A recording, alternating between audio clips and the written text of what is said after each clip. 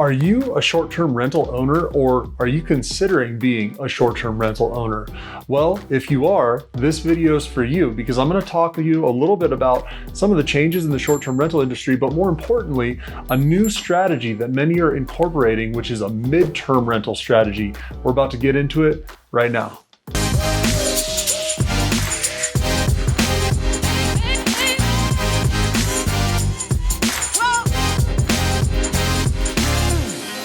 I'm Reed Puser with the Roots Home Sales team and Compass Real Estate here in Denver, Colorado. And my business partner, Robin Gerlach, and I get calls, emails, and texts from people like you all the time. Some of them are already living and investing here in Denver, and then others are considering relocating here to the Denver metro area. And we really enjoy hearing from you guys. So if this describes you and you're either living here now and investing and you're interested in midterm rentals, or you're considering getting into the midterm rental game or the short-term rental game, reach out to us. And if this is your first time to the channel, please go ahead and subscribe and then click that bell so that you're the first to get notifications when we release new content. The first place for us to start is, why might you want to consider renting to a midterm rental tenant?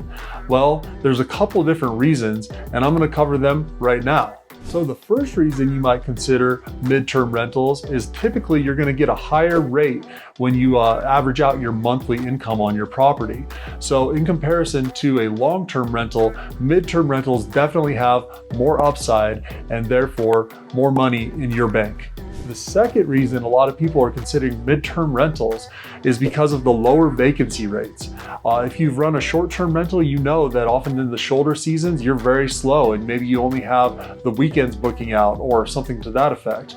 Well, a midterm rental during those slower shoulder seasons could be a great way to increase your bookings. And the third reason you might want to consider doing a midterm rental is that you can have some flexible use. So if you own a property in an area that you like to visit, a midterm rental provides you a lot more flexibility to have it booked out while you are not there. And then while you're there, you're still able to enjoy your investment. And you might be asking, who rents out midterm rentals? Well, I'm going to talk to you about a couple different demographics of people who rent these often. The first one I want to talk about is traveling nurses and traveling clinicians. We are in a space where there are too few nurses and clinicians to service our population. So in many areas, traveling nurses come in to fill those needs. So this is a great demographic for you to consider renting your property to. Some of my clients who rent to traveling nurses love them as tenants. These are typically people that are working long hours when they are at work.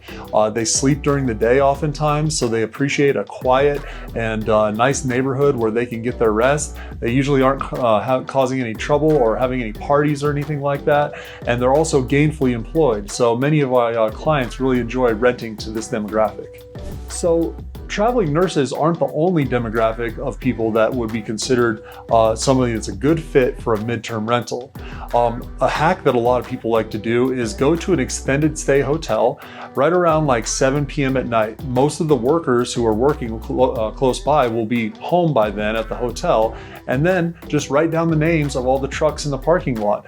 Call that company up, let them know that you have better housing for their workers, and go ahead and pitch your housing to their company.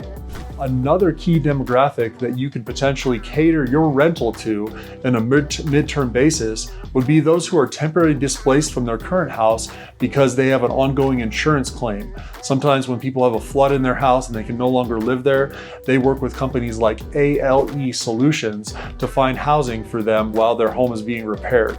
These companies also typically pay quite a pretty penny for housing, so it's a great demographic and a great company to get involved with. How do you find midterm rental tenants? Well, some of the things are fairly obvious, like you could easily post your rental on Zillow Rentals and just offer it on a midterm basis with discounts compared to your short-term rental rates. You could also list it on Airbnb or Vrbo. But there are some more specialized websites that I'm going to tell you about now. So offer a couple more specialized or niche websites that you could list your rental on to try to attract these midterm tenants. The first one I want to talk about is Aya Healthcare, AYA. They are the nation's largest provider of nursing recruiting for traveling nurses, and you can list your rental right on their website. The second website I wanted to mention to you is you could form a relationship with ALE Solutions, and this is the company I previously had mentioned that helps people who are displaced temporarily due to an insurance claim. They also have their own private portal, and you can certainly contact them and request permission to list on their website.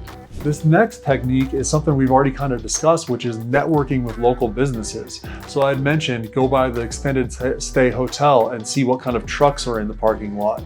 You can also do this same thing with other local businesses who potentially bring in employees during certain seasons of the year. If you have a midterm rental, you could also talk to real estate agents. You could talk to people like myself and Robin. The nature of our business is we often are working with clients who have specific timelines, and sometimes their dates and deadlines don't line up perfectly for them to move into their new house. In those situations, it would be great to know about your rental so that we can provide them a solution in those circumstances. Another way to reach these prospective tenants is on social media. You can find on Facebook that there are a lot of groups dedicated to traveling nurses specifically. So if you go on there, you find somebody that's looking for a rental in your area, and you go ahead and direct message them, letting them know what you have to offer. You can also post so that everyone sees in those groups, and then when someone has a need, they can reach out to you directly. This next strategy is one that I haven't directly been involved in, but I have heard of people target marketing for this kind of tenant specifically. So you could easily do that on Google AdWords, you could do that on Facebook, whatever kind of venue that you wanted to go after some paid advertising, you could certainly cater a message and a call to action for these tenants. And the last thing for us to talk about is what kind of houses are these midterm tenants really looking for? And not every house is really going to fit for them. After having some discussions with some people at Aya, as well as some other people within the industry, I found out that the majority of the traveling nurses really want to have their own space. They don't want to share a house with 2 or 3 other nurses. They'd like to have their own space, their own bathroom, their own kitchen, so that they have some peace and quiet away from their workplace. Given that most nurses really prefer their own space, meaning their own bedroom, their own bathroom, and their own kitchen, there are some houses that just don't fit that well for that. If you have a 3-bedroom house, it doesn't fit as well as like a 1-bedroom, 1-bath apartment, right? 1 bedroom, 1 bath, that's an easy fit and a great application for a midterm rental. However, if you have a bigger house, I'm in touch with plenty of local contractors who kind of specialize in retrofitting your house to make it more applicable to a midterm renter. And if you're interested in that, feel free to reach out to me. I'd be happy to connect you with them. From what I've been told, most nurses that are traveling want to essentially be able to take care of their monthly housing with just 1 week of their living stipend. So that living stipend is actually set up on a federal level. It's something that we can go and look up online to see what nurses are getting for their travel currently. But for example, here in Colorado, over the last few months, it's been about like $1,600 to $1,800 a month. So that's kind of where you want to position your rental. So if you've got a bigger house and you want to retrofit it for 3 different nurses, then you could assume that maybe you could get up to, give or take around $4,500 a month for that place, which obviously would be much more than you could on a long-term basis. I hope that you found some value here in this video, and if you are interested or already an investor, please reach out to us. We'd be happy to tell you our experience in the midterm rental space and connect you with some key players that can make this journey easier for you.